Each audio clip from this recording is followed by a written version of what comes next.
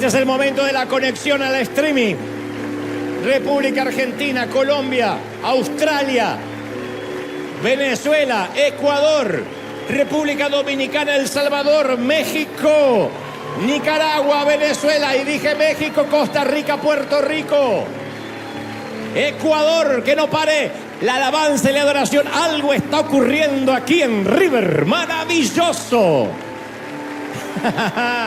Los están saludando en casa, desde vuestros países, diciendo, mirá lo lejos que se fueron. Aquí estamos cerquita de Disneyland, pero este es el lugar donde no está necesariamente el entertainment, el entretenimiento, pero sí la presencia de Dios.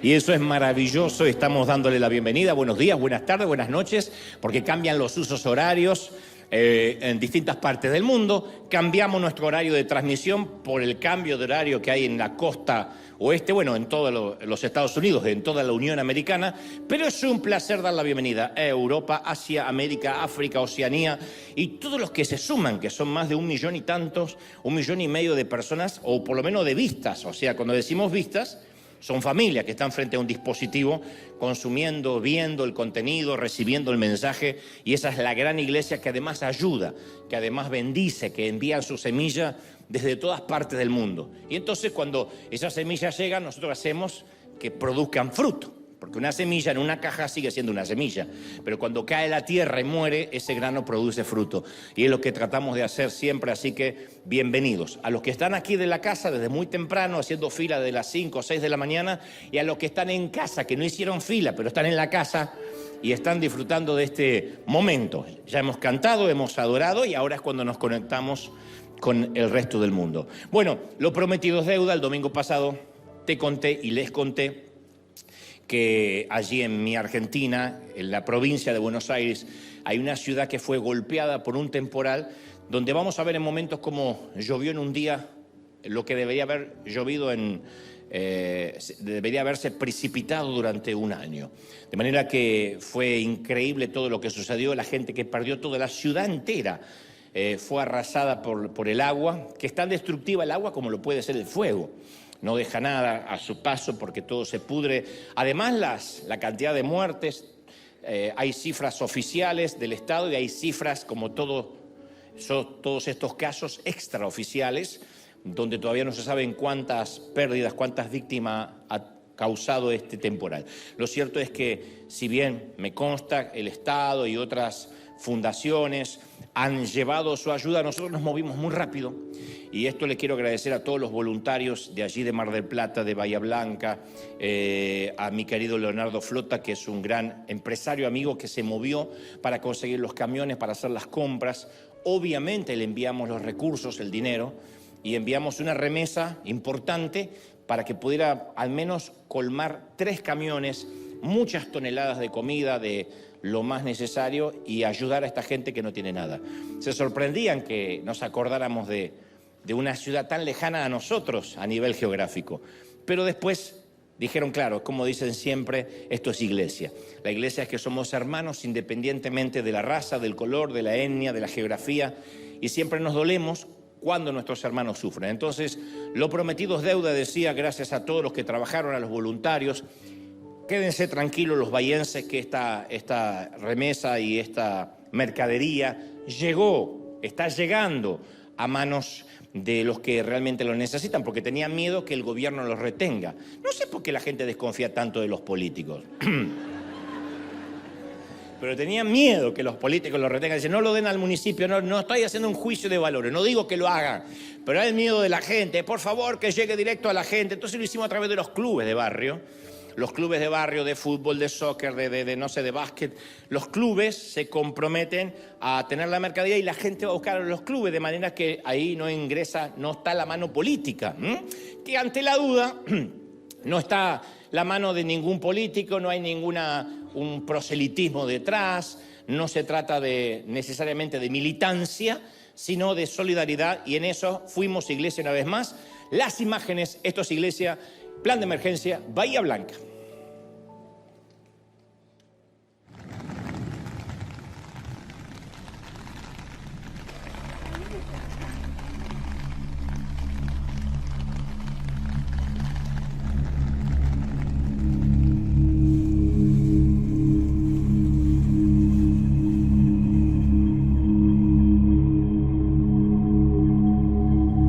Hoy nos encontramos en Bahía Blanca, una ciudad que ha sido arrasada por uno de los, si no el peor temporal de su historia. Familias enteras lo han perdido todo.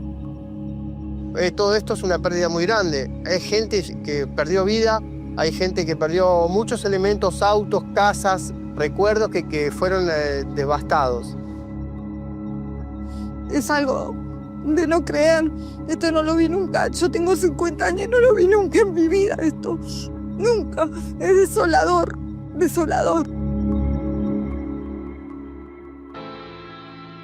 Nos encontramos en la ciudad de Buenos Aires en una distribuidora donde compramos toneladas y toneladas de alimento, más de 20.000 litros de agua, más de 20.000 litros de lavandina. El pasado 7 de marzo sufrió el peor temporal de su historia. Cayeron más de 400 milímetros de precipitaciones en pocas horas. Lo que llueve en todo un año en solamente un día. Hay miles y miles de familias que necesitan ayuda.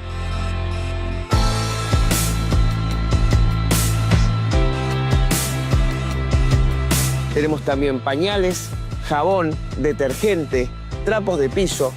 Realmente una ciudad devastada que necesita de nuestra ayuda, necesita de River Arena. Todo esto lo vamos a llevar a Bahía Blanca.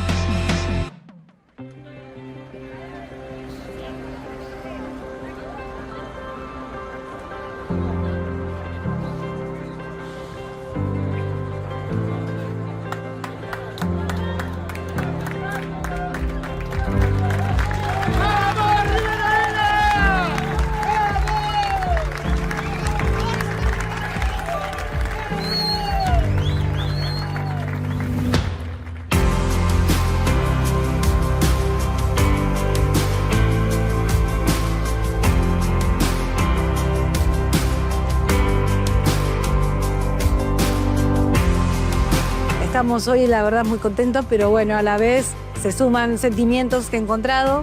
Toda esta ayuda, la verdad que es recontra bienvenida.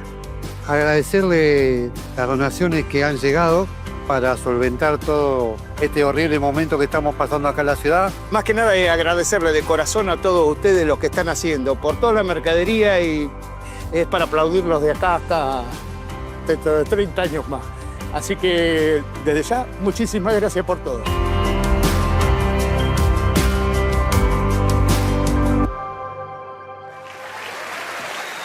Un saludo a todos los bahienses. Hemos enviado 1000 toneladas y, claro, no va a resolver, como decimos siempre, todo el problema de esta tragedia, de este infortunio, pero ayuda y el ayudar simboliza que no nos olvidamos, que Dios nos olvidó. Es gente que tiene que volver a empezar y les damos, no solo oramos por ellos, obviamente, pero también los ayudamos, y cuando lo mostramos, si hay alguien que dice, pero ¿por qué lo muestran? No deberían hacerlo. Siempre decimos, esto no es limosna. El Señor dijo, cuando des limosna, no sepa a tu izquierda lo que da a tu derecha. Esto no es limosna, esto es solidaridad, y fundamentalmente no es dinero mío. Si fuera dinero propio o dinero privado, mostrarlo sería petulante. Pero cuando es dinero de la ofrenda de la viuda, de la colaboración de cada quien, porque hay de los que ponen miles aquí y hay de los que ponen con mucho esfuerzo $1. Y les cuesta ponerlo, pero lo da con alegría, y entonces esto es reflejar la transparencia, dónde van nuestras ofrendas. Que cuando hay una emergencia, ahí están nuestras ofrendas, ahí está nuestra semilla para ayudar y para bendecir, y entonces las cuentas claras, decía mi mamá, conservan la amistad. Y las cuentas claras en una congregación conservan la confianza y las ganas de dar. Bahía Blanca, Dios te bendiga, Dios te guarde. Estamos orando por ustedes y por toda la Argentina, por toda nuestra región. Dios los bendiga a todos. Muy bien. Escuché la divertida y asombrosa historia de un pastor que le pidió a los miembros de su congregación que oraran para que Dios cerrara un bar, una suerte de antro que había cerca de la iglesia, que solía atraer a muchos borrachines y que era mal ejemplo para el barrio. Entonces todos se unieron en una cadena de oración rogándole a Dios que hiciera cerrar o desaparecer ese espantoso bar de la cuadra. Y algunas semanas más tarde, durante una tormenta eléctrica, un rayo cae sobre el bar y lo incendia por completo, destrucción total. Entonces el dueño del bar, que se había enterado de la cadena de oración promovida por el pastor del barrio, presentó una demanda judicial contra la iglesia y contra el pastor. Y cuando llega el día de la primera audiencia, el dueño argumentó ante el juez que por culpa de la oración de los creyentes, Dios le había destruido su bar, su fuente de ingresos, y por eso le exigía a la iglesia una compensación monetaria, millonaria. Y a su vez el pastor, asustado ante el juez, rechazó las acusaciones y dijo: sí, es cierto que la iglesia oró, pero también afirmo que ninguno de la congregación esperábamos que realmente Dios hiciera algo. El juez se reclinó en el sillón, entre aturdido y perplejo, y dice: no puedo creer lo que estoy oyendo. Delante de mí tengo al dueño de un bar inconverso que cree en el poder de la oración y un pastor que cree que su oración no hizo un cuerno. Bueno, era obvio que tanto el pastor como su congregación creían en Dios, pero no tanto, para decir que bruto.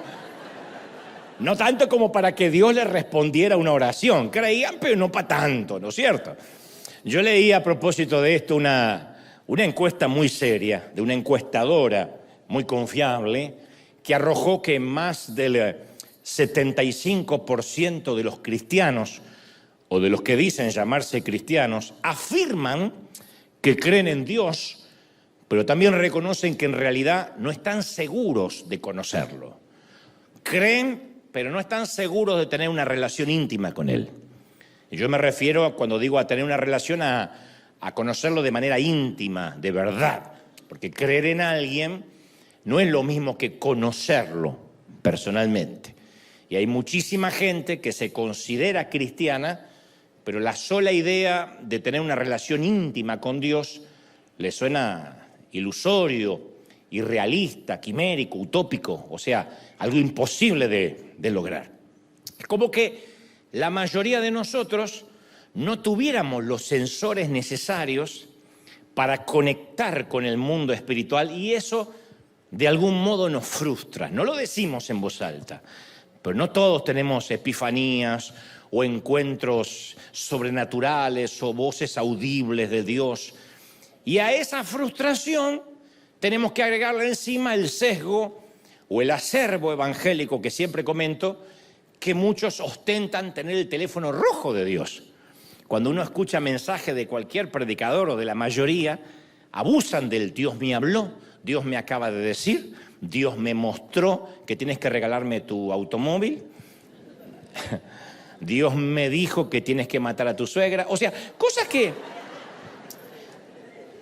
en el abuso generan una frustración colectiva.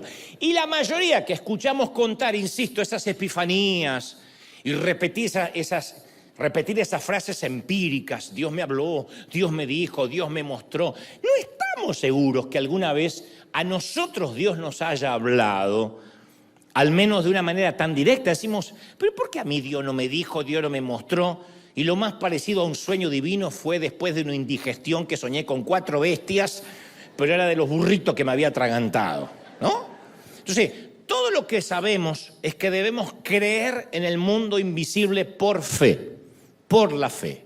Como lo dice el escritor a los Hebreos en el capítulo 11, la garantía de lo que se espera, la certeza, la convicción de lo que no se ve. Así creemos todos. No hemos visto a Dios de manera personal.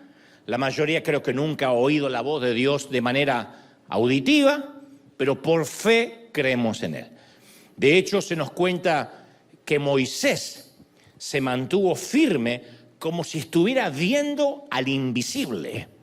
O sea que ni aun los profetas tuvieron necesariamente todos un encuentro directo con Dios. Miraban al invisible, creyendo en una cruz, en un Mesías que había de venir. La cosa es que desde la primera página de las Escrituras hasta la última, la Biblia nos insta a relacionarnos con Dios a través de la fe. Uno tiene que creer todo por fe. Y a nosotros nos gusta, además de tener fe, ver. Pretendemos que Dios sea palpable, material, táctil, visible. Queremos que Dios sea perceptible, tangible. Por eso se usa mucho la frase, sienta la presencia de Dios. O usamos frases del tono, tuvimos una presencia de Dios palpable, tangible, la podíamos sentir, temblamos, otro le agarró la chiripiorca. Nos encanta todo lo que invade las emociones. ¿Por qué? Porque es natural. Necesitamos ver, oler, tocar, somos táctiles, básicamente. Por eso es que la idolatría atrae a tanta gente. La idolatría no es un patrimonio de la ignorancia. Hay mucha gente con estudios académicos, con dinero, que hace largas caminatas tras una imagen, que tiene una medalla que le representa algo, porque es más fácil creer en una imagen de yeso, de metal, de oro, de lo que sea.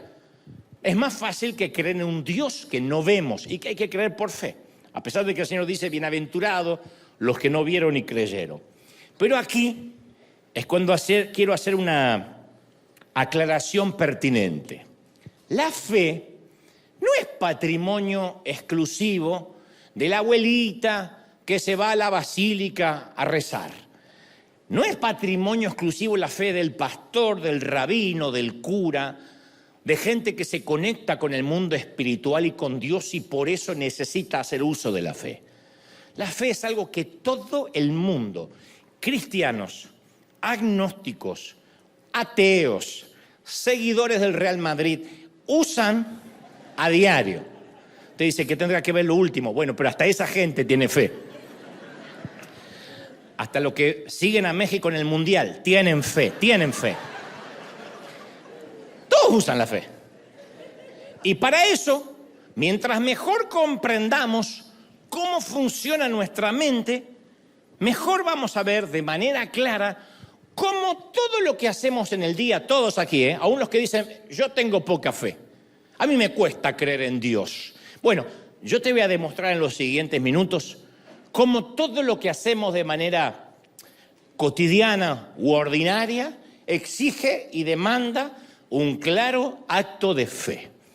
Y lo que te voy a contar, yo sé que por momento va a parecer irrelevante a lo que es la narrativa de hoy, pero es determinante para comprender lo que significa la fe. Nuestro cerebro es la parte más protegida del cuerpo humano. Por si alguien pensaba que la parte más protegida de su cuerpo era otro. No, el cerebro. El cerebro es la parte más protegida, más invulnerable de la anatomía. El cerebro nunca ve, aunque un cirujano pusiera el cerebro en contacto con la luz, la materia no puede ver nada si no está conectada con los ojos. Tampoco el cerebro oye, está tan protegido de los golpes que las células cerebrales solo pueden detectar y vibrar con los sonidos muy fuertes, como por ejemplo si un jet, un avión pasara por encima nuestro, eso haría vibrar el cerebro. Sonidos menores que eso el cerebro por sí mismo no oye, a menos que no esté conectado obviamente con los oídos. El cerebro no tiene tacto, no tiene células de dolor. Yo no sabía esto hace relativamente poco, que el neurocirujano tiene que aplicarnos anestesia para cortar la piel, para cortar el cráneo, pero una vez dentro del cerebro puede cortar, puede manipular los tejidos cerebrales sin causarnos ningún dolor, aunque estemos conscientes. No hay células de dolor en la cabeza. No dije que no haya células, no hay células de dolor. Y a causa de la encriptación de ese búnker fabuloso que Dios hizo a nuestro cerebro, todo lo que conocemos del mundo exterior se reduce a una secuencia de señales eléctricas que nos abastecen de información a partir de millones de sensores nerviosos. Ustedes dirán, ¿qué tiene que ver toda esta neurociencia con la intimidad con Dios? Síganme. En palabras simples, nuestro cerebro opera de manera similar a un teléfono celular.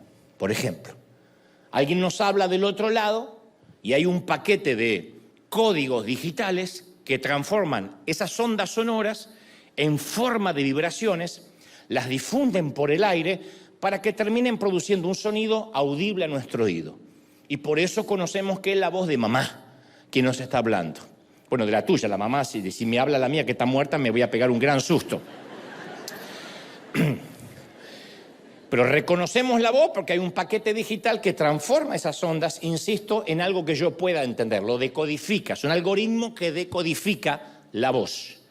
De una forma muy parecida, nuestro cerebro se vale de los mensajes de código que nos llegan desde nuestros órganos sensoriales. Por ejemplo, esta mañana llegaste aquí y es probable que algún voluntario o alguien del Welcome Team o de nuestro personal te haya saludado. Espero que si te vio te haya saludado.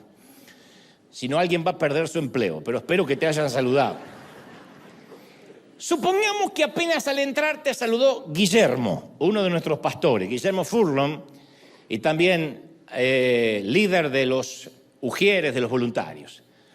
Tal vez porque te lo habían presentado antes, ya lo conocías o lo conocía de antes, no sé. Pero supongamos que cuando entraste, Guillermo te dijo, buenos días, Dios te bendiga, o bienvenido.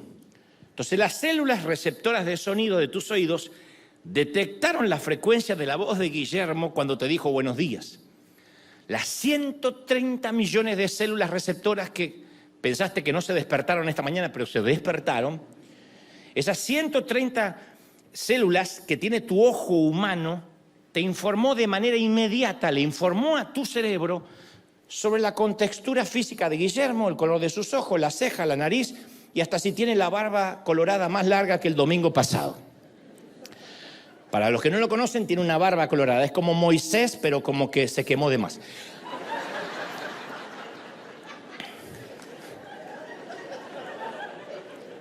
No tuviste que ponerte a reunir, cuando él te dijo buen día, no tuviste que ponerte a reunir los datos de manera consciente. Apenas las células de tus ojos y de tus oídos subieron la información a tu cerebro, que es el mother, que es el corazón de toda nuestra anatomía, tu cerebro buscó a Guillermo entre los archivos del banco de memoria y entre los miles de rostros grabados que ya tienes. De manera que lo identificó tu cerebro en una fracción de segundo y respondiste buenos días. Haría falta todo un programa digitalizado para valorar todo lo que envuelve este acto tan sencillo como conocer a alguien. Y te digo algo más, acá se va a poner interesante. Si fueras ciego, no habrías notado que Guillermo tiene una barba colorada que todos oramos para que se afeite. Porque eres ciego. Alguien te diría, tiene barba, pero ¿sabes cómo?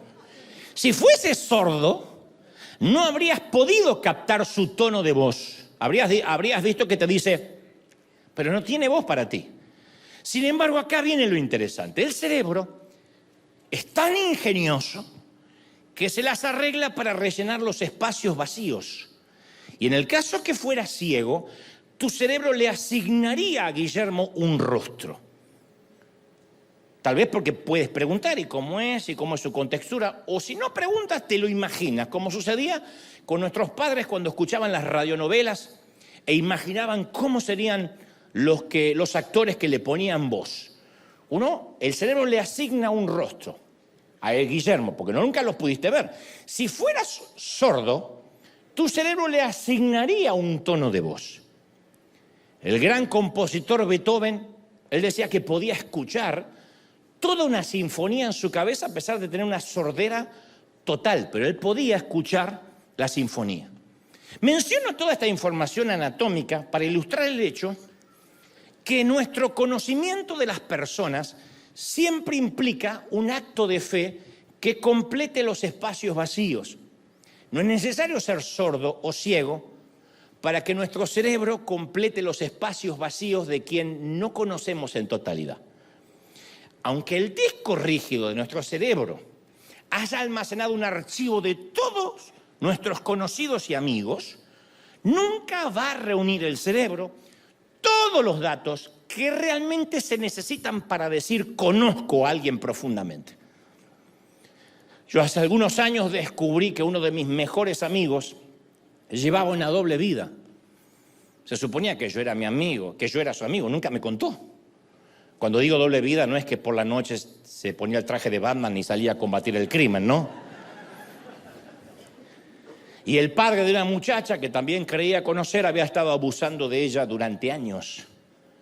Yo creía conocer bien a esa gente. De alguna forma estaban en mi círculo, pero descubrí que carecía de muchísima información real acerca de ellos.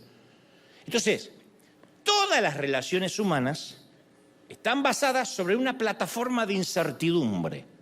Nunca conocemos completamente a alguien, solo que creemos conocerlo porque nuestro cerebro rellena, completa los espacios vacíos. Por eso es que tenemos la necesidad siempre de etiquetar a alguien. A mí todo el tiempo me dicen, ¿pero eres pastor o eres actor? ¿Pero eres conductor? ¿Pero eres evangélico o eres qué? La gente necesita completar los espacios vacíos para ponerme en una cajita y quedarse tranquilo que ya me conoce. La incertidumbre nos produce ansiedad. El misterio nos produce ansiedad. A veces me escriben en las redes, Dante, yo te conozco desde tus inicios y te has desviado de la verdad. Y yo digo, a ver, no tenemos el honor ni el placer de habernos conocido ni nos presentaron antes. Es alguien que consumió alguno de mis mensajes, quizás hace años, y dice creer que me conoce. Lo que esa persona vio y escuchó es un par de mensajes míos, me metió en su archivo de gente a la que conozco, y luego su cerebro rellenó las otras partes que no conoce de mí. Su cerebro resolvió esa poderosa veta de incertidumbre. Lo que no conozco, me lo imagino. Es argentino, bastante petulante como todo argentino, seguro. Dice que toma Malbec, algo de borrachín tiene, está completo. Odia a la suegra, se le nota, mucho chiste.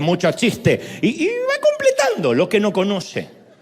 Entonces, cada mente se va a formar una versión distinta de la misma persona.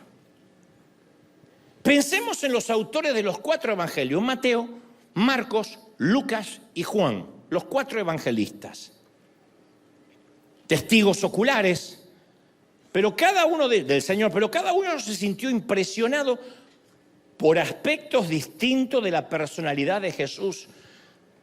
Y cuando reflexionaron de lo que conocían acerca de él, les vinieron a la mente palabras, momentos y escenas distintas.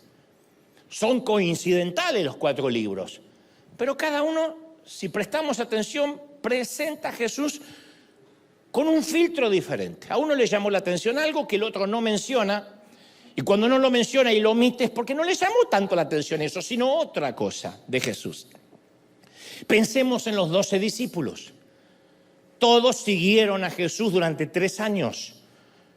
Los 12 escucharon los mismos mensajes, presenciaron los mismos milagros, pero la conclusión final de Judas Iscariote sobre Jesús fue totalmente distinta, por ejemplo, a la de Juan.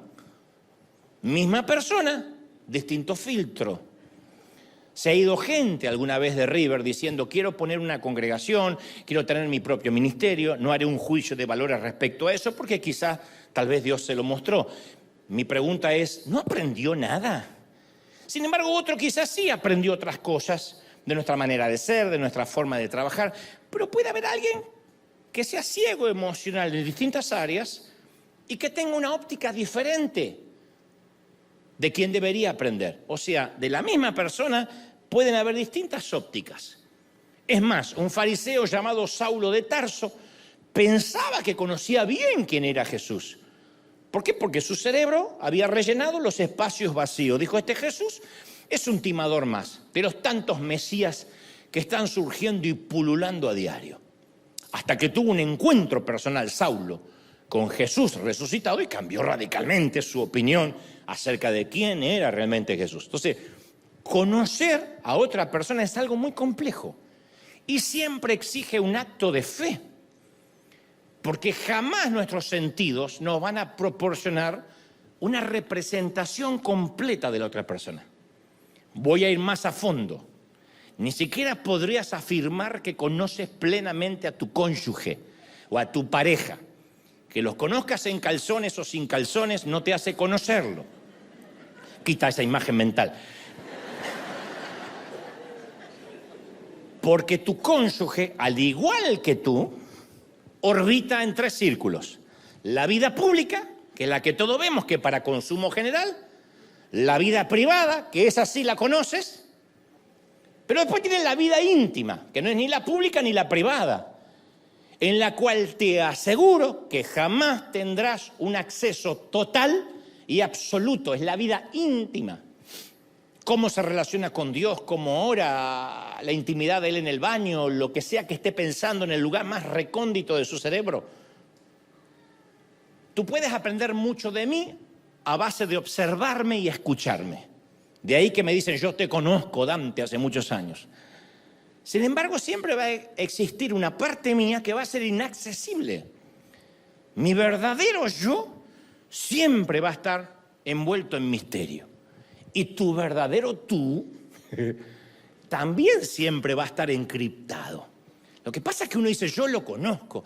Por ejemplo, hace muchos años me subí a un avión y apenas me siento, veo que las sobrecargos, los tripulantes estaban alborotados y se acercaban donde yo estaba y miraban. Y yo digo, pero mirá qué famoso que soy, fue hace muchos años.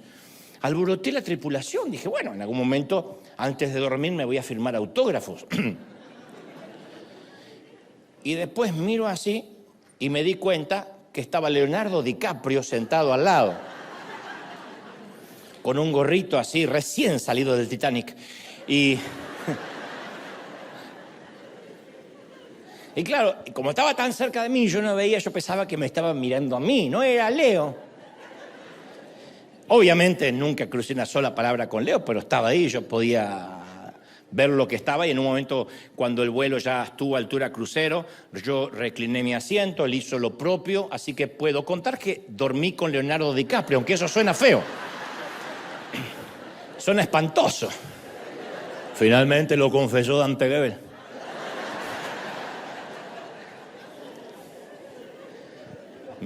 Entonces me dice, ¿tú conoces de verdad a DiCaprio? Sí, pero de verlo.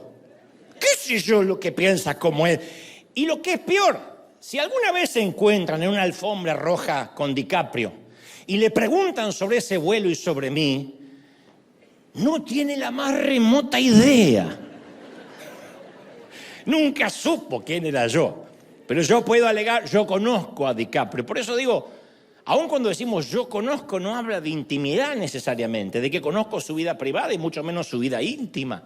Ahora, vamos a la manera en que decimos conocer a Dios. Los contemporáneos de Jesús, que lo vieron caminar por Galilea, hicieron lo mismo que hacemos nosotros. Lo conocieron, la parte pública, algunos en la parte más privada porque comían con él. Y luego sus cerebros completaron los espacios vacíos que no conocían. De así que dijeron, ¿este no es el hijo del carpintero? ¿No se llama su mamá María y sus hermanos Santiago, José, Simón y Judas? ¿Acaso no están sus hermanas aquí con nosotros? ¿De dónde sacó tanta sabiduría y poder?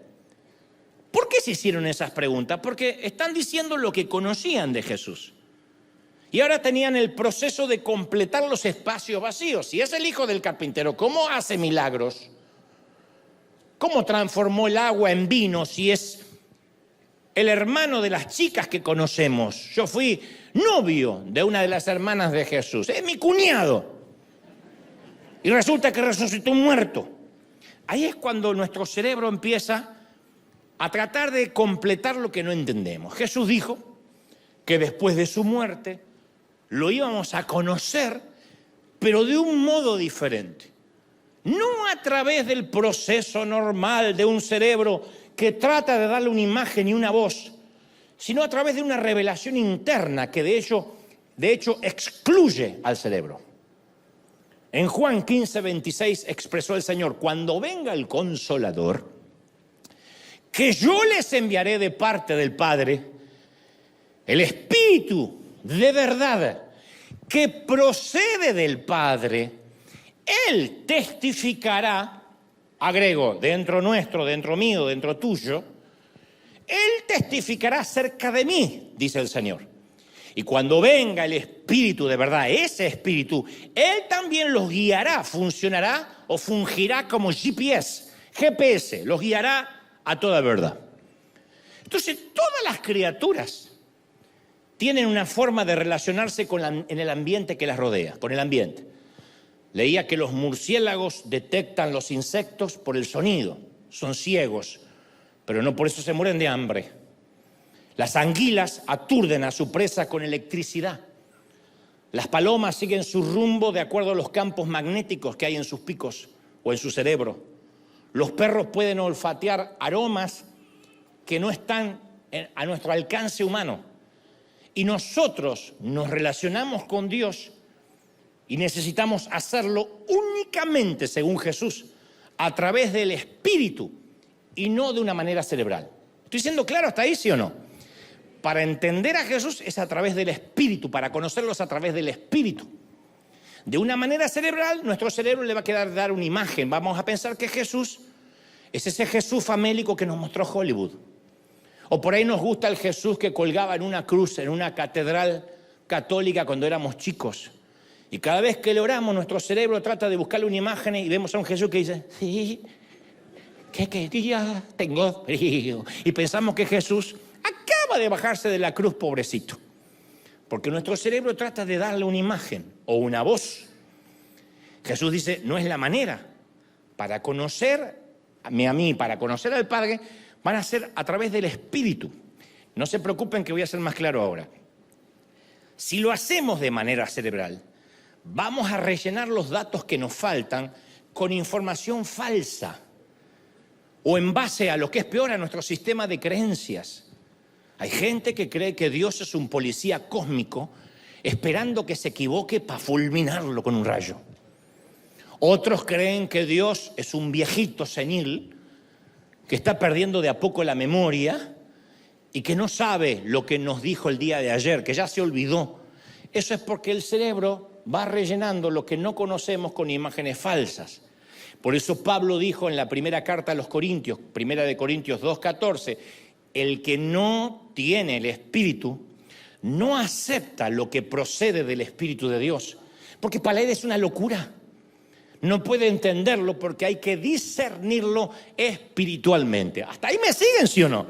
Las cosas del Señor se disciernen espiritualmente. Ahora, no estoy complicándolo para decirte solo tienes que ser súper espiritual para conocer a Dios. No, sígame. Dios y nosotros manejamos un dialecto espiritual diferente. Y eso explica por qué nuestra manera de relacionarnos con Dios es únicamente a través de la adoración y a través del Espíritu. Cuando decimos adoremos a Dios, es para conectarnos con Él. Ese es el password.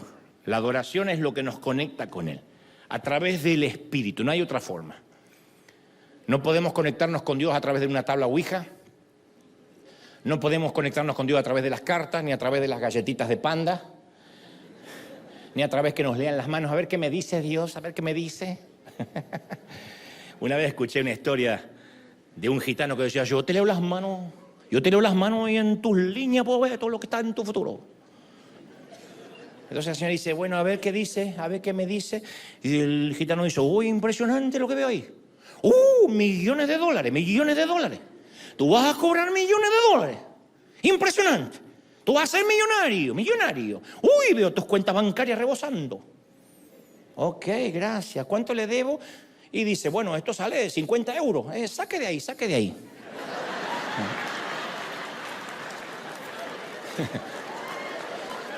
Entonces, algunos que creen que se pueden conectar con Dios con una palabrita profética, con que le lean el futuro, con que le den una palabra de empoderamiento, aquí Dios tiene algo para ti, vienen cosas grandes, Dios me está mostrando. Si tú pones una ofrenda, yo te voy a bendecir, tú tienes que decirle, pastor, saque de lo que vio, saque. La misma barrera que nos separa a nosotros de Dios, lo separa a Él de nosotros de una forma totalmente distinta. Quiero que me sigas porque esto es importante, a lo que vamos a concluir. En primera instancia, Dios no está sujeto a nuestro limitado módulo de tiempo. Dios no se maneja por nuestro tiempo. Segunda de Pedro 3:8 dice, para el Señor un día es como 1000 años. Y el Señor no tarda en cumplir su promesa, según algunos entienden como tardanza. ¿Qué significa que un día para Dios es como 1000 años? Que su módulo de tiempo es diferente al nuestro, como lo decimos siempre.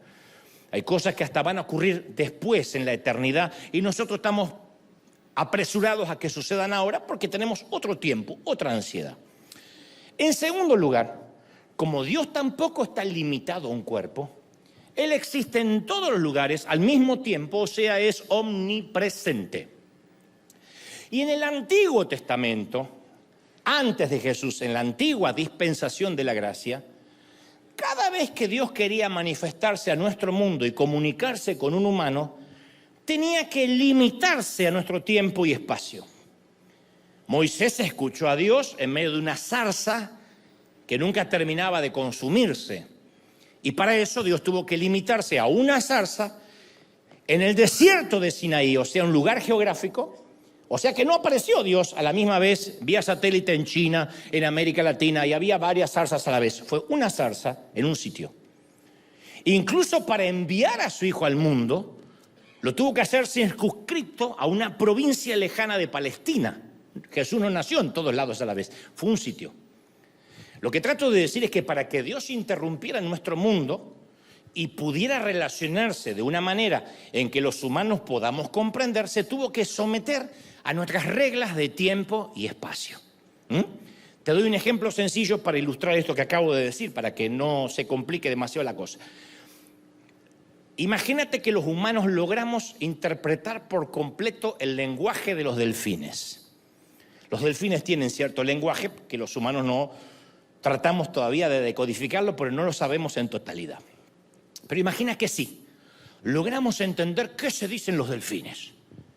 De manera que podemos bajar un transmisor al océano para comunicarnos por medio de sonidos que ellos puedan comprender. En ese caso, lo que los humanos estaríamos haciendo es comunicarnos lo que se llama de una manera descendente, no de igual a igual. Nos limitamos a ciertos sonidos para hacerlo comprensible a los delfines. ¿Me siguen, sí o no? Para los delfines, ellos nunca van a recibir toda la esencia de lo que somos los humanos. A lo sumo podríamos hablar con los delfines, qué sé yo, si tienen suegra, cómo se llevan con otros peces, acerca de algas, de la barrera de coral. Pero dudo que alguna vez hablemos con los delfines acerca de inteligencia artificial, de teología, de química, de fútbol, de filosofía. No va a pasar. Esta analogía ilustra lo que sucedía con Dios y nosotros antes de la promesa del Espíritu Santo. Dios podía aparecer a uno, le decía una orden como a Moisés o como a Abraham, pero una partecita de Dios. Era Dios intentando comunicarse con un delfín. Y a veces torpemente envidiamos aquellos días en los que Dios hablaba cara a cara con sus profetas. ¡Qué lindo! Lo que daría porque se me incendie algo y Dios me hable. Pero los profetas solo podían conocer algo que Dios dejaba que conocieran. Solo la partecita que Dios quería mostrar. Dios podía saberlo todo con respecto a los humanos, pero los humanos nunca podían saberlo todo respecto a Él. No lo conocían. Dios los asustaba. Ni siquiera pronunciaban su nombre porque tenían miedo de pronunciarlo en vano y morir. Dios era una deidad lejana. No había comunicación de igual a igual. Y en resumen, cuando el Señor dijo que vendría el Consolador, que Él de dentro nuestro iba a testificar acerca de Él, estaba implicando que iba a cambiar las reglas de juego, iba a cambiar el sistema de comunicación y revelación con Dios. Ya no era un humano con los delfines, era Dios con sus hijos de igual a igual, hablándonos de dentro. ¿Me están siguiendo, sí o no? Es maravilloso. Ahora, este nuevo sistema novedoso, este sistema codificado, es únicamente a través del Espíritu Santo. Si no tenemos el Espíritu Santo, no podemos comunicarnos con Él. No hay manera humana de comunicarnos con Él. Algunos, al no tener el Espíritu, se relacionan con Dios a través de terceros. Son los que yo llamo íntimos, desconocidos con Dios. Les digo, ¿eres cristiano? Sí. ¿Tienes relación con Dios? Y más o menos, leo la Biblia. No. Me digo, si hablas con Él. Escucho los mensajes. No. Si hablas con Dios. El apóstol Pablo dijo en 2 de Timoteo 1:12, yo sé en quién he creído. Pero desafortunadamente muchas personas dicen, yo sé de quién me han hablado. O sea, son, como dije alguna vez, voyeristas de experiencias ajenas. Mirones. Tienen una relación vicaria, tercerizada con Dios. Son los que suelen decir frases, ay, Dante, ¿podrías orar por mí? Porque Dios te escucha más que a mí. ¿Cómo me escucha más a mí que a ti? Sí, yo no estoy más cerca. Puede que yo me comunique por el Espíritu y tú no, porque es preferible que se comunique otro, como quería Israel, que no quería comprometerse como Moisés. Y hay gente que prefiere un respeto distante a una relación íntima. Les gusta congregarse, pero un respeto distante. Que Dios no se meta mucho en mi vida y yo no me meto mucho en la vida de Él. ¡Oh! Yo no opino lo que tiene que hacer en el mundo, que Él no opine qué tengo que hacer con mi dinero. O sea, quieren ver sin comprometerse. Eso se llama pornografía espiritual. Si estuviéramos en otra iglesia, diría, volteate a tu lado y dile pornógrafo. Pero no voy a decirte eso nunca, pues. Después dicen que yo hago repetir también. Son gente que busca el avivamiento, pero sin buscar a Dios. Y como decimos siempre, Dios no quiere nietos. No quiere gente que tercerice su relación con Él. Porque para eso nos mandó el Consolador. Para no hablar como un humano con los delfines, con algunos soniditos. Dime qué tengo que hacer, bendíceme, tócame. Crecientes ovejas, dame, bendecime, ungime, mandame. No, Dios dice, yo quiero tener una relación. Quiero conectarme.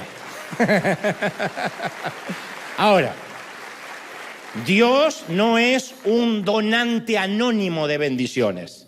No es ni Amway ni es Herbalife.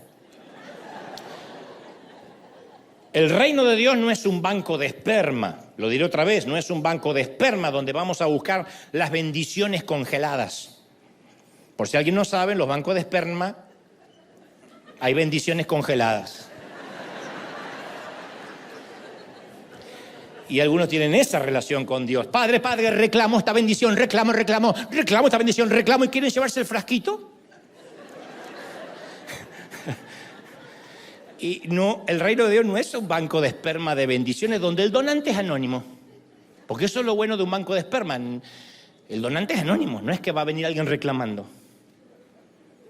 Y solo conocen al donante ciertos elegidos. No es lo que pasa en el reino.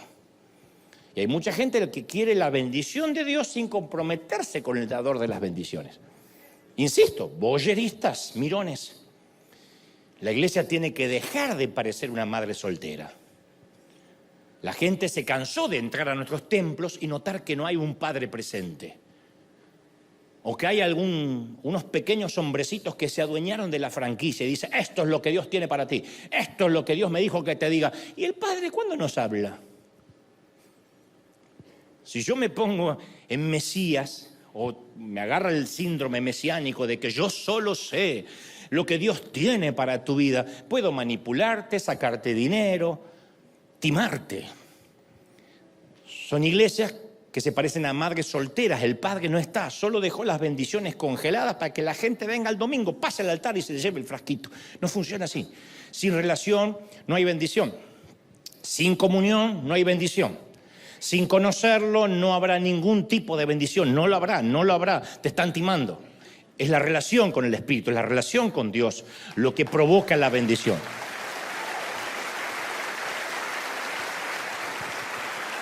Otros conocen a Dios a través de los recuerdos. Alguna vez experimentaron su gracia, me consta. Y conocieron el amor de Dios en el pasado y se quedan con aquella imagen de nostalgia. Y viven contando el testimonio de cómo Dios los rescató allá por 1987. Teníamos un hermano así en la iglesia de mi infancia. Alguien quiere dar un testimonio y se paraba el mismo hermano Ruperto, decía: sí, quiero dar gracias a Dios por la bendición de mi cuerpo, la sanidad de mi cuerpo, la bendición, el perdón de mis pecados y la bendición de mi alma. Amén. Todos los días lo mismo. Los tenía aburridos a los ángeles. Es más, el diablo nunca se metió con él porque estaba aburrido el diablo de él también. ¿O recuerdan aquel avivamiento de 1992, ese mover en el que yo me acuerdo que fui tocado? Pero no tienen una historia reciente con Dios. Y hablan de Dios como si recordaran a un prócer, a Simón Bolívar, a San Martín. Hablan de un prócer, de alguien que está muerto. Pancho Villa.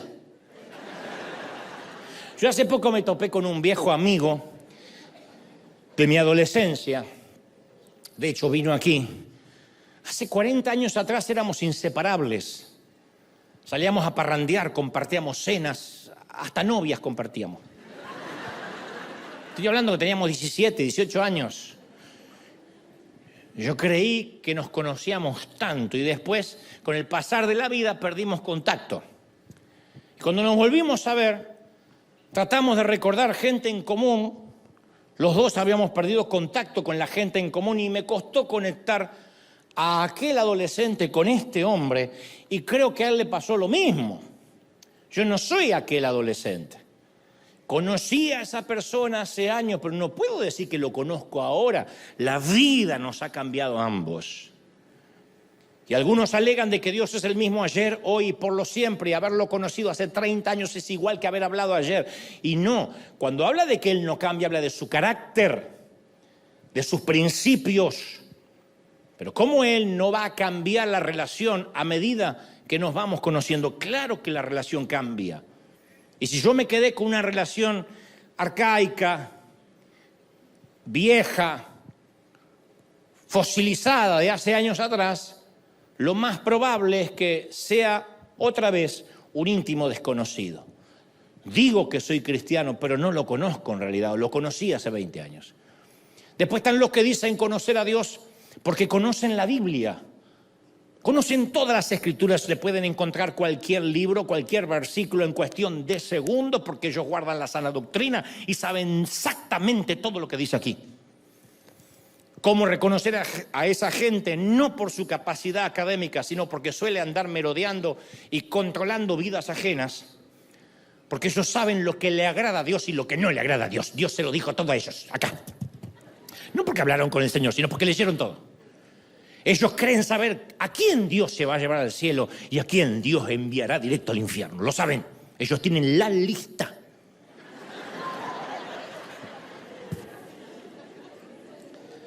Son los que aman el libro, pero jamás se toparon con el autor, nunca.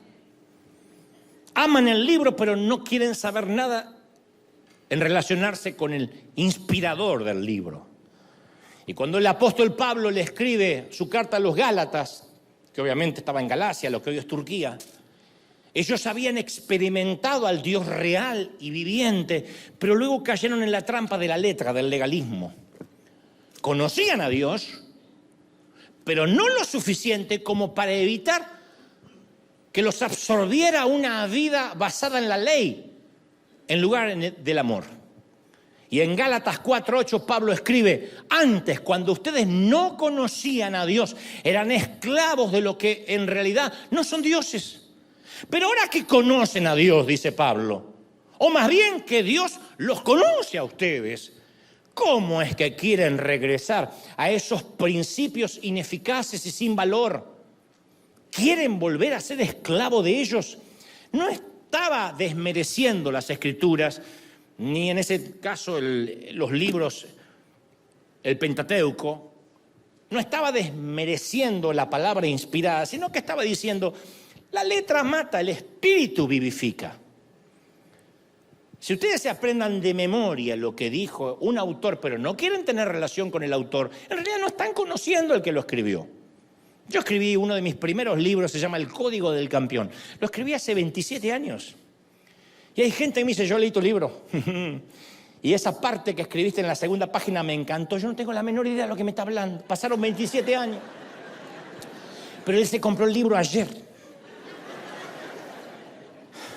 Y entonces me quiere circunscribir a esas páginas. Quiere que yo sea el autor del Código del Campeón y yo ya no soy ese. O en todo caso tuve más revelación, o en todo caso cambié. Dios no cambia su carácter, pero no está diciendo lo mismo que dijo hace 2026 años. Hay palabras nuevas, frescas, nuevos rema para nosotros. Y esa palabra nueva viene a partir de una comunicación a través del Espíritu. El Señor no usa barba ni sandalias. El Señor no usa barba ni sandalias. Ese es el relleno mental que le hicimos. A mí me dicen todavía, ¿y por qué no viajas en burrito como Jesús? Porque ellos creen que Jesús viajaba en burrito. Ese es Valdés, Cachamay, no es Jesús. Pero Jesús montaba un burrito y tú andas en avión. Consígueme un burro volador Porque ellos rellenan como es Jesús. Creen que por el cielo anda con un burrito. Buena. Y finalmente otros dicen, yo le creo todo a Dios. ¿Qué? ¿No es suficiente que yo le crea todo? Creer no es conocer. El libro de Santiago, la carta a Santiago, capítulo 2, versículo 19, afirma que aún los demonios creen en Dios. ¿Cómo no van a creer en Dios los demonios? Si ellos saben que Dios los envió cayendo desde el cielo, cuando se rebelaron contra Dios. ¿Cómo no van a creer en Dios? ¿Cómo van a decir Dios no existe? No hay ningún demonio ateo.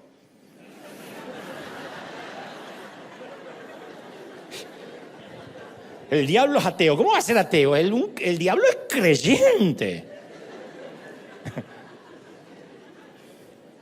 Pero no tiene relación con Dios.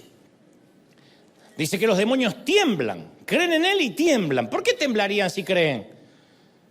Porque están separados de Él. Tiemblan. No quieren toparse con Él. Pero saben que fueron creados por Dios. Satanás sabe que no nació solo, que fue creado por Dios. Por consecuencia, ¿cómo no va a creer en Dios? Pero no lo conoce, o sea, no tiene relación con Él, lo conoció. Tuvo algún par de entrevistas, algunos pedidos de conferencias que pidió para verse con Él cuando tenía que hablar de Job, cuando lo tentó en el desierto, pero no tiene una relación con el Señor. Yo pasé mi infancia en medio de una familia creyente. Técnicamente éramos creyentes nominales, culturales. A ver, asistíamos todos los domingos al templo, a veces los sábados. Tomábamos la Santa Cena una vez al mes. Orábamos antes de cada comida y donábamos la ropa que nos sobraba al loquito indigente del barrio. Básicamente eso era todo lo que nos definía. Éramos dadores, tomábamos la Santa Cena y nos congregábamos. Dudo seriamente que en ese tiempo conociéramos a Dios. A saber por qué. Vivíamos chismeando de todos. No caiga en la lengua de los Goebbels. ¡Ah! Nunca tuvimos temor de Dios cuando hablábamos mal de los siervos de Dios. Mis padres hablaban del pastor como si se tratara del peor de los empleados, sin ningún temor. No fue de pequeño que yo aprendí a honrar a los hombres de Dios. Me costó mucho después. Y cuando algo no nos agradaba de la congregación, era tan simple como movernos a otra congregación. Nosotros cambiábamos de congregación como de calzón. Cambiábamos todos los días. Mamá, no vamos más a la iglesia, no vamos más ahí. Ahora vamos a otra. Porque algo no nos gustó. Nunca, obviamente, dimos con la congregación perfecta que buscábamos. Y creo que si alguna vez la encontrábamos, la echábamos a perder porque llegábamos nosotros a contaminarlo todo. Nuestra falta de fruto del Espíritu revelaba que creíamos en Dios, pero que no lo conocíamos. Primera de Juan 2:3 dice, ¿cómo sabemos si hemos llegado a conocer a Dios? No habla, ¿cómo sabemos si creemos en Él? ¿Cómo sabemos si llegamos a conocer a Dios? Y ahí lo dice, si obedecemos sus mandamientos. Y aclara, porque el que afirma, lo conozco, pero no obedece sus mandamientos, es un mentiroso y no tiene la verdad. Oh. Diría así Ávila, diga gloria a Dios o diga ouch. Entonces, hay una gran cantidad de gente que cree que conoce a Dios, pero no lo conoce. Son íntimos desconocidos. Creen en Dios, pero sus vidas no reflejan quién es Él. Sí, voy a la iglesia, me congrego, pero su vida no refleja quién es Dios. Y como a mí nunca me gusta dar un mensaje que solo hable de las patologías, del diagnóstico, a mí me gusta también que se vayan con la terapia para sanar. Entonces me gustaría, antes de culminar, compartirte cómo creo, independientemente de lo que dice la Biblia en Juan, cómo creo de que conozco a Dios. Juan dice obedeciendo sus mandamientos, pero además quiero regalarte lo que yo creo torpemente y me ha resultado que puede ser la manera en que podemos identificar el dialecto del Espíritu y saber con certeza que tenemos una relación con Él y que lo conocemos. O sea, quiero que antes que nos vayamos nos quede claro cómo podemos construir una relación, una historia junto a Dios. Tener una historia con Dios. Como las parejas que dicen, tenemos una historia juntos. Tener una historia juntos, yo no tengo una historia junto con DiCaprio. Yo lo conocí, coincidí en un viaje de 3-4 horas, pero no tengo una historia con él. Aunque puedo andar por ahí presumiendo que sí la tengo, no, porque él no me conoce. ¿Cómo podemos manejar el dialecto del Espíritu? No diré, tienes que hablar necesariamente en lenguas, tienes que empezar una tembladera. No, una de las pautas que revela que lo conocemos va a sonar casi infantil, pero se trata del nombre por el cual lo conocemos. David escribió en el Salmo 9:10, en ti confían los que conocen tu nombre. Lo diré otra vez. En ti confían los que conocen tu nombre. David parte de la premisa de que antes de conocerlo, tienes que conocer el nombre. Ustedes dirán, sí, yo sé los nombres de Dios. No. La manera en que nos dirigimos a Dios revela la profundidad de nuestra intimidad o la superficialidad de la relación con Dios. Esto sucede en cualquier tipo de relación. Por ejemplo, imagina que alguien me llama por teléfono y me dice, como me suele suceder, buenos días, Dantel Gebol. Estamos ofreciendo un servicio de telefonía celular. Dantel Gebol, ¿tendría unos minutos? Mira, ternura. Hay una cosa evidente, no tienes la menor idea quién soy.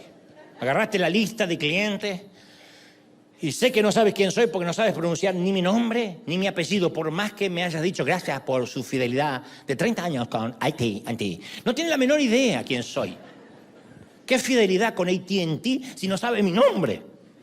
O digamos que estoy en el aeropuerto y el agente de aduana me dice, bienvenido al país, señor Gebel. Gebel ya se está acercando. Se acerca un poco en la pronunciación, pero no nos conocemos. Es obvio que que me acaba de ver por primera vez. Ahora, si me llamas Pastor Dante, probablemente me conozcas un poco. No me gusta que me digan pastor, pero probablemente me conozcas. Al menos conoces parte de mi asignación. Sin embargo, si antepones la palabra pastor, es que no somos íntimos. Por eso me dices Pastor Dante y me tratas de usted. Más vieja será tu abuela, porque me tratas de usted.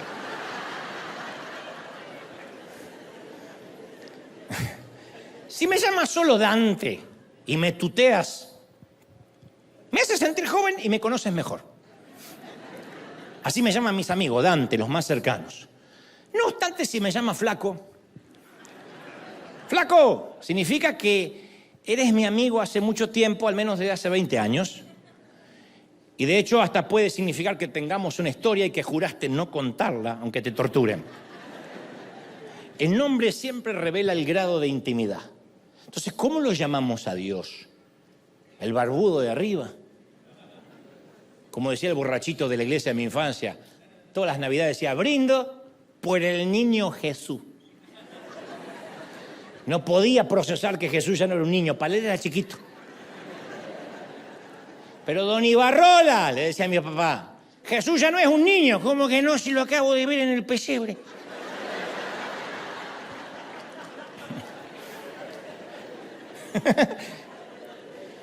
Ese tipo de nombre no revela intimidad. Si conocemos a Dios, somos específicos. Quizás Dios, por su gracia, te perdonó tus 20 años de pecados y ingratitud. Inmediatamente tú le dices, Salvador. Pues me salvaste la vida. Salvador. O cuando oras lo llamas sanador, porque no puedes olvidar que sanó tu cuerpo, el corazón herido, el alma. O para ti es consolador, porque te acompañó en los momentos de soledad, en el panteón, en la sala de cuidados intensivos. O amigo, porque has hablado con él lo que no te has atrevido a contarle a otro mortal. O tal vez lo llamas fortaleza, roca, mi fuerza. Quizás has estado arrinconado por las deudas, por los acreedores, y para ti es ¡oh, mi proveedor! O te abandonó el hombre de tu vida y para ti es el esposo. O tal vez no has tenido tu padre terrenal vivo, o lo has tenido vivo pero ausente, y para ti es papá, padre. Padre. ¿Cómo lo llamas a Dios? Tu respuesta va a darte una pista de lo bien que lo conoces o de todo lo que te falta conocerlo. Porque si tus oraciones comienzan con Dios eterno, poder de Padre sobre y repetir cosas que no implican lo que Él significa para nosotros, es que, insisto, nuestro cerebro está volviendo a rellenar todo lo que no conocemos de Él. Otra de las pautas que conocemos a Dios es cuando comprendemos lo que se conoce como el sonido del silencio. Yo puedo quedarme hablando toda la mañana de esto, pero hay que terminar. Lo segundo es el sonido del silencio. Yo te voy a contar algo interesantísimo. En la mañana del 27 de agosto de 1883, nadie había de nosotros nacido, los granjeros de Australia oyeron lo que parecía los disparos de un arma de fuego. Y el mismo sonido se oyó, según los reportes, en 50 ubicaciones geográficas que abarcaban la 30ª parte del planeta. Como que todos estuvieran disparando un arma a la vez. Lo que habían oído los australianos era la erupción de un volcán en la remota isla de Krakatoa, Indonesia. 3.600 kilómetros de distancia de Australia, Krakatoa. Pero la erupción volcánica fue el sonido más fuerte que jamás se haya medido. Tan alto, dice la historia, que las ondas sonoras eran de 310 decibeles que circunnavegaron el globo terráqueo 4 veces. Y eso generó olas marinas de casi 1000 metros de altura, tsunamis. Para entenderlo, si perforáramos un hoyo pasando por el centro de la Tierra, del otro lado de Krakatoa está Colombia. Y si bien el ruido de la erupción no se oyó en Colombia, hubo un pico medible en la presión atmosférica que se sintió alrededor de todo el globo. De allí la frase acuñada por los científicos, solo porque no oigas un sonido no significa que no exista. La audición se produce por las ondas sonoras que hacen vibrar nuestro tímpano y esa intensidad se mide en decibeles, no te pierdas esto. En los niveles altos el sonido es imposible de ignorar y nuestros hijos con sus benditos auriculares se van a quedar sordos como tapias. Si el sonido excede los 110 decibeles, cambia nuestra presión sanguínea. En un antro, en una disco, en un sitio donde la música es fuerte, la presión sanguínea cambia. Por eso hace que la gente quiera tomar alcohol. A los 141, algún borracho dijo, lo mío es decibeles. A los 141 decibeles ya sentimos náuseas. Cuando el sonido es fuerte hay náuseas. A los 145 decibeles la visión se vuelve borrosa porque nuestros globos oculares empiezan a vibrar. A los 195 decibeles se pueden romper los tímpanos. Y a los 200 decibeles podemos infartarnos por el sonido. El ruido, por definición, es aquello que contiene todas las frecuencias juntas. Y como tiene todas las frecuencias, se hace imposible escuchar la apacible voz de Dios, que Dios no grita. No necesita gritar. ¿Cómo lo sé? Porque quien tiene autoridad no necesita gritar. Quien sabe lo que dice no necesita gritar. Quien tiene algo para decir no necesita gritar. Dios habla.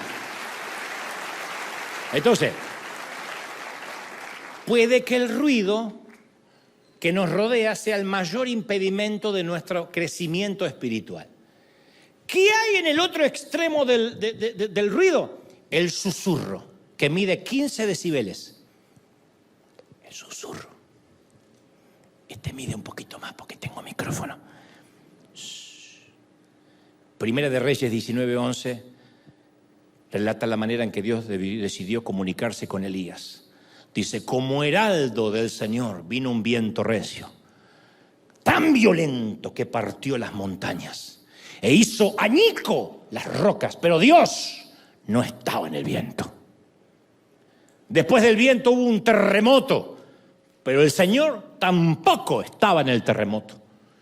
Y tras el terremoto vino un fuego, pero el Señor tampoco estaba en el fuego. Y después del fuego vino un suave murmullo. Hay una versión que le dice un silbo apacible y delicado.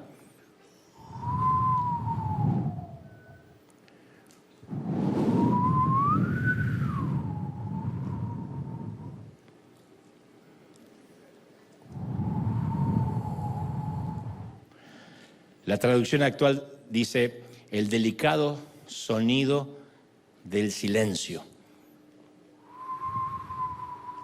A mí me encanta esa traducción, el delicado sonido del silencio. O sea que el sonido tiene silencio.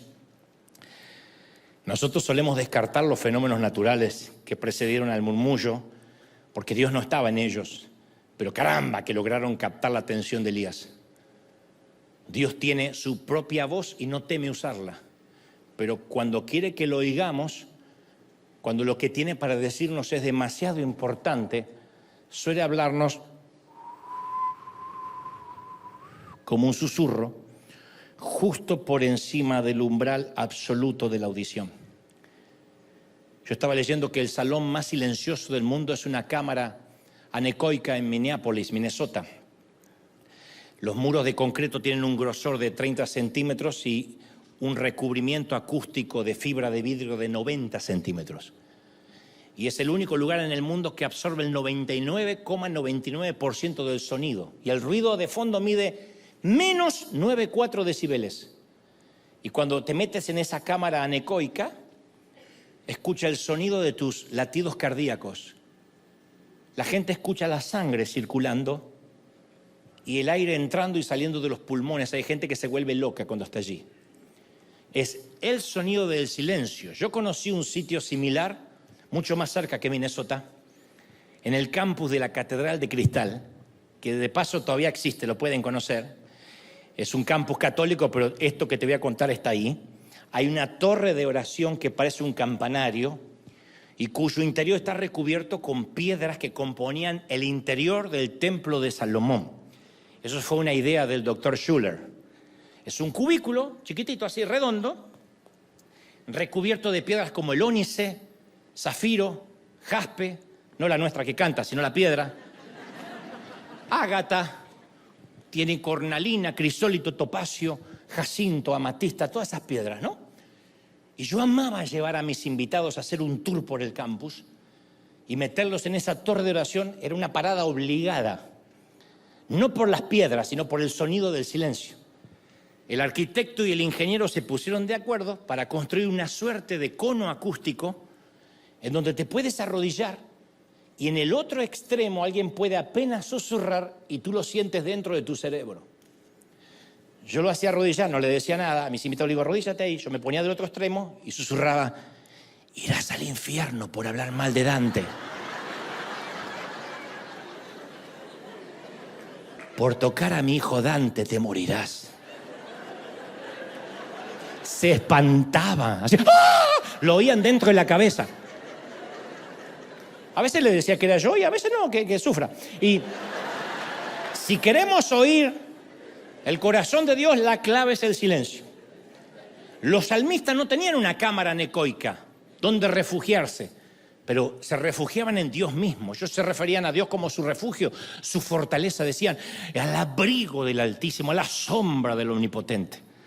Aunque la traducción que más me gusta a mí es escondedero. Qué lindo tener un escondedero. Mamá me persigue, tengo un escondedero. Escondedero es un lugar donde esconderme, eres mi escondedero. Hay una pieza de la música clásica que más se interpretó, que es la Quinta Sinfonía en Do menor de Beethoven. Uno la reconoce de inmediato por su emblemática apertura. ¡Tananana! Si no saben nada de música, vieron el capítulo de Tony Jerry. ¡Tananana! ¡Tananana! ¿Se acuerdan? Pero la apertura es ¡tananana! Son 4 de las notas más famosas de la música occidental. Pero solo los músicos saben que comienza con un silencio de corchea antes de la primera nota. Es difícil discernir si fue un error o fue la intención de Beethoven de poner un silencio de corchea, que es un amortiguador sónico.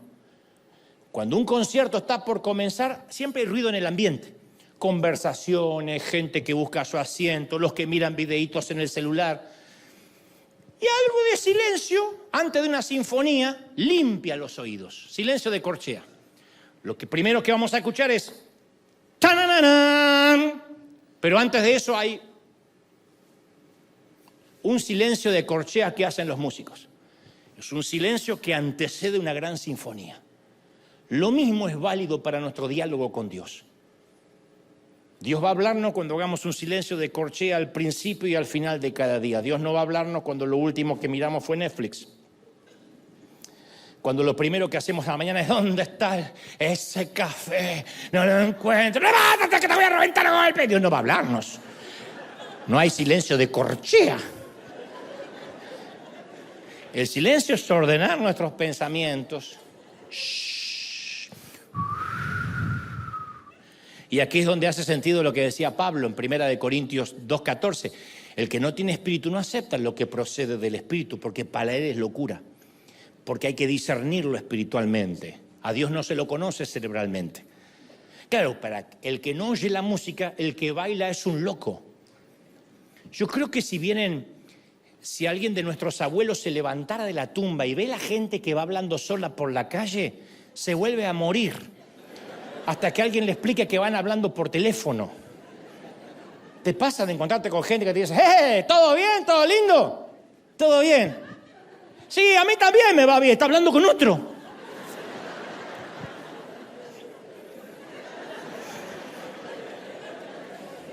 Es espantoso. ¿Y la gente que escucha música?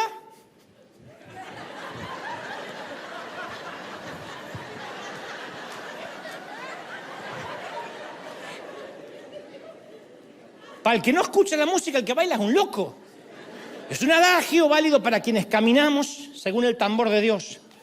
Cuando el Espíritu Santo es el que marca nuestro camino, haremos cosas que para los otros son locura. Y lo hacemos con la certeza de que conocemos la voz de Dios. Oigan, y ya no necesitamos una palabrita profética o que alguien nos diga que soñó con nosotros. Termino con esto. Toda la semana nos llegan a nuestra oficina cartas físicas o nos envían correos con palabras proféticas especialmente para mí. Tengo una palabra de Dios para Dante. Llueve, más que la ofrenda. Hace unos años habría pagado por escuchar ese tipo de textos, porque vivía yo en el ruido. Pero desde hace un tiempo respondemos con una carta tipo que dice, le agradecemos su intención, pero Dante habla con Dios todos los días. Y si Dios le dijo algo a usted de él, no dude que también se lo dirá Dante. Ahí es cuando contestan, sabemos que van a contestar. Porque siempre escriben, Dante, Dios me dijo que Dante tiene que donarnos $100,000, que River me tiene que sostener, que me tiene que comprar un templo, esas cosas. ¿No? Entonces cuando decimos, Dios no nos dijo nada, siempre responden, qué soberbio, como todo argentino. Que no olvide que Dios habla a través de un burro. Entonces tenemos una segunda carta.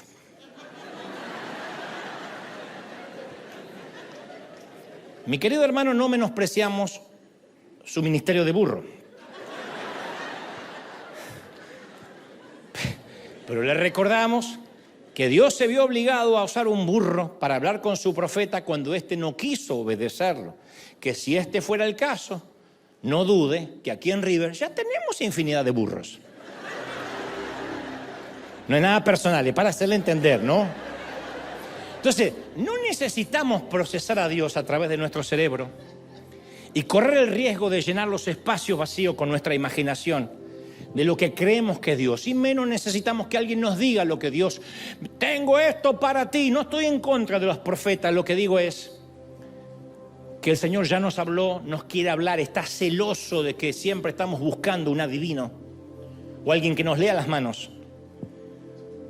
Dios y nosotros manejamos un dialecto espiritual diferente, lo sé. Y eso explica por qué Él dejó la manera en cómo relacionarnos con Él, a través de la adoración, a través del Espíritu. Y yo quiero hoy, es muy largo el tema porque podríamos hacer un seminario, un estudio bíblico de cómo hablar con Dios. Seguramente continuaremos en otras semanas. Pero hoy podemos decir, quiero aprender a callar, a conocer los sonidos del silencio, escuchar su...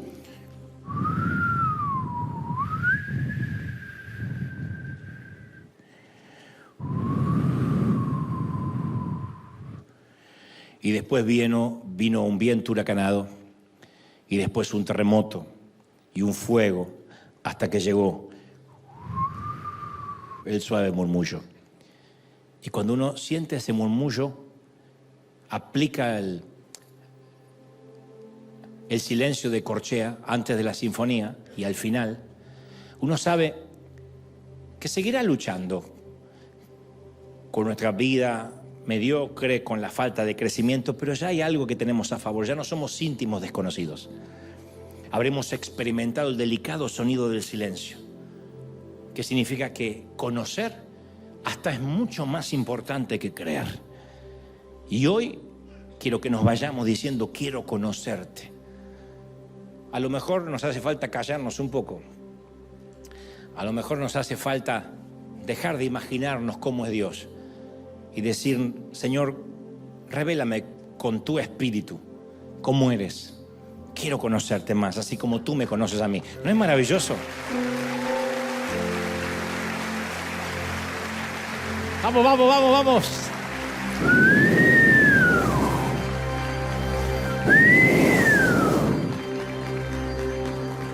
Levanta tus manos al cielo conmigo. Por favor. Por favor. Please.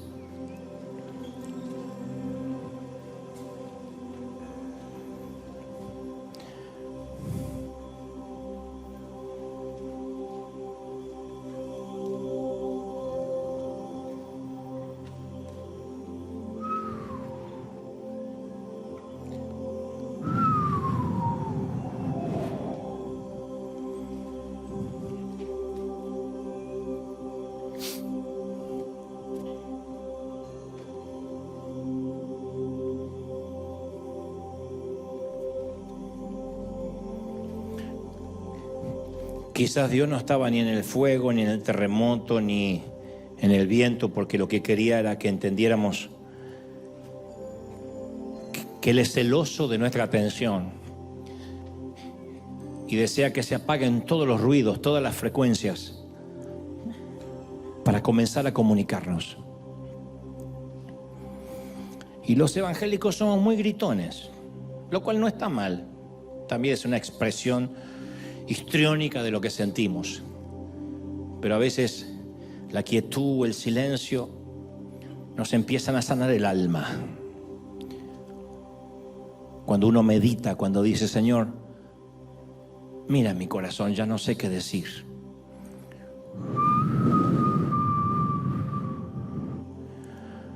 Y el silbo apacible recorre ahora cada continente, cada país, de los sitios geográficos donde nos están viendo.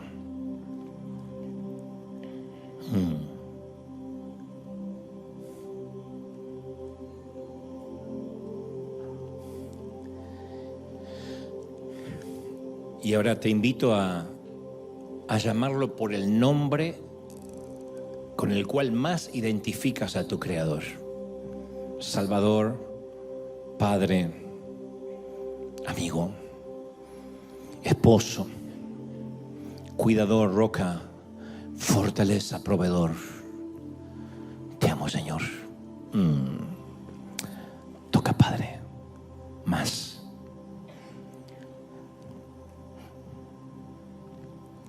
Espíritu Santo, ven ahora sobre nosotros.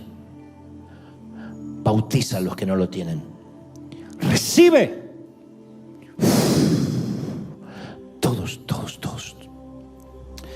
Recibe, recibe, recibe. De a poco comienza a adorar a Dios con tus palabras. Y recibe, recibe, recibe el bautismo del Espíritu. Recibe, recibe, recibe. Presencia del Espíritu sopla. ¿Hay alguien que querrá el password para comunicarse con Dios? ¿Habrá alguien esta mañana que diga: Señor, yo necesito la ventaja que da el Espíritu Santo dentro de mí? Recibe. Vamos, vamos, vamos, vamos. Levanta tus manos, adora, adora, adora, adora al Rey. La adoración es la manera más rápida de comunicarse, es el 911. Te adoro, Señor Jesús. Rey de Reyes, Espíritu Santo, lleva esta oración al Padre en el nombre del Hijo. Consolador, lleva esta oración al Padre, al trono, en el nombre del Hijo. Todos, todos, todos, todos, todos, todos, presencia del Espíritu. Todos, todos, todos, todos. Dulce Espíritu.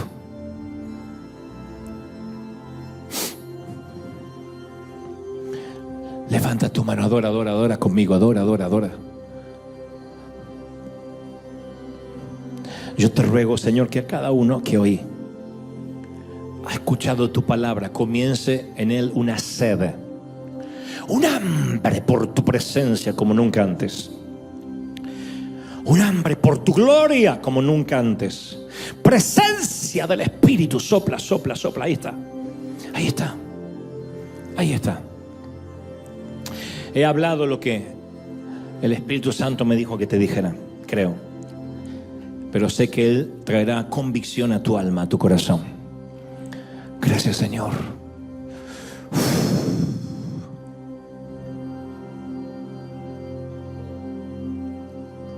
Dulce Espíritu.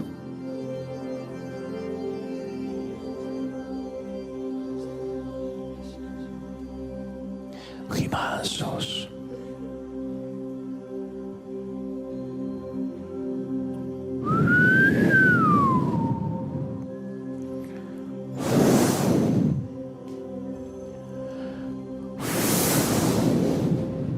Más.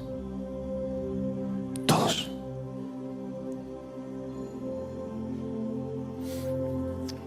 El Señor te espera en su sitio privado, en tu habitación, en tu cuarto, en el closet, el ropero, en el automóvil.